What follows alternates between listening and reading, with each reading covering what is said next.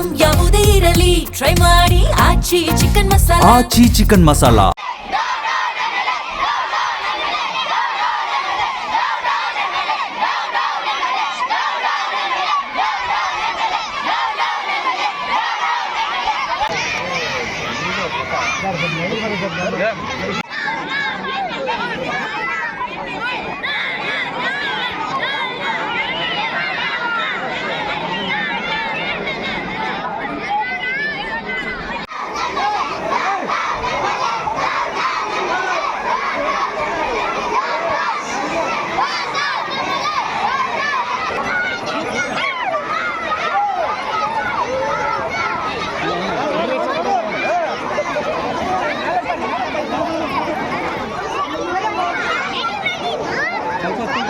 ಸಮಸ್ಯೆ ಬಗೆಹರಿಯಲ್ಲ.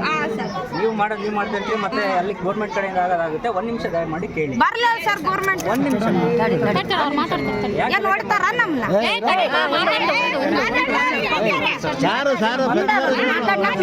ಈಗ government permission ಆಗಿದೆ, ಅದು ವೆರಿಫೈ ಮಾಡ್ತೀವಿ ಅಂತ ಹೇಳಿದ್ದೀವಿ.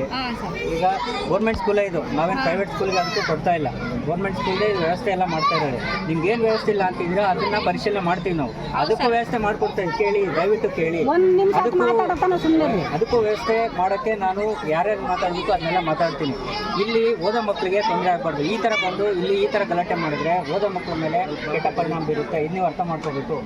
ಇಲ್ಲಿ ಏನಿದೆ ಅದನ್ನ ಬೇರೆ ಕಡೆ ಬಗೆಹರಿಸ್ಕೋಬೇಕು. ಸ್ಕೂಲ್ ಮುಂದೆ, ಕ್ಲಾಸ್ ಮುಂದೆ ಕೂಡ ನಾವು ಗಲಾಟೆ ಮಾಡೋಲ್ಲ.